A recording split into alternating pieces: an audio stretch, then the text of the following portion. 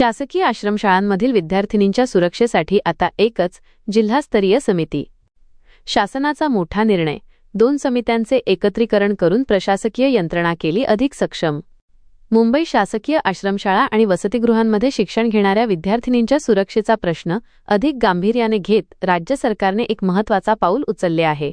विद्यार्थिनींवरील अत्याचार, लैंगिक शोषण आणि गैरप्रकारांना आळा घालण्यासाठी अस्तित्वात असलेल्या 2 वेगवेगळ्या समित्यांचे आता एकत्रीकरण करण्यात आले असून जिल्हाधिकाऱ्यांच्या अध्यक्षतेखाली एकच सक्षम जिल्हा समन्वय समिती स्थापन करण्याचा निर्णय आदिवासी विकास विभागाने घेतला आहे. निर्णयाची पार्श्वभूमी. यापूर्वी विद्यार्थिनींच्या सुरक्षिततेसाठी जिल्हास्तरीय सल्लागार समिती आणि आश्रमशाळांमधील सोयीसुविधांसाठी क्षेत्रीय अधिकारी समन्वय समिती अशा 2 स्वतंत्र समित्या कार्यरत होत्या.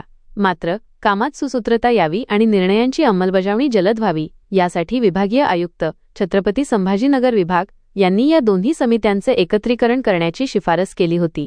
त्यानुसार शासनाने 29 जानेवारी 2026 रोजी हा शासन निर्णय GR निर्गमित केला आहे. समितीची रचना आणि जबाबदारी. नव्याने पुनर्गठित करण्यात आलेल्या या समितीत एकूण 18 सदस्यांचा समावेश असेल. अध्यक्ष जिल्हाधिकारी. सह अध्यक्ष जिल्ह्यातील वरिष्ठ महिला न्यायाधीश किंवा मुख्य न्यायदंडाधिकारी. उपाध्यक्ष जिल्हा परिषदेचे मुख्य कार्यकारी अधिकारी CEO. सदस्य जिल्हा पोलीस अधीक्षक, जिल्हा शल्यचिकित्सक, जिल्हा शिक्षण अधिकारी आणि 2 स्वयंसेवी संस्थांच्या महिला प्रतिनिधी.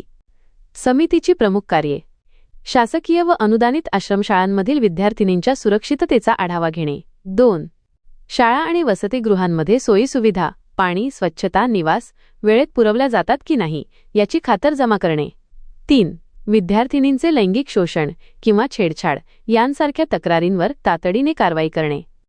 विद्यार्थिनींना सुरक्षित वातावरण मिळावे आणि त्यांच्या समस्यांचे निराकरण एकाच छताखाली व्हावे हा या एकत्रीकरणामागचा मुख्य उद्देश आहे. स्टार प्रदीप रा मोरे, अवर सचिव, महाराष्ट्र शासन. व्हिडिओमधील शासन निर्णय व परिपत्रक आपणास हवे असेल तर ते आपल्या शासन निर्णय व परिपत्रक या टेलिग्राम चॅनलवर उपलब्ध करून देण्यात आलेले आहे. त्या ठिकाणावरून आपण ते डाउनलोड करून घ्यावे.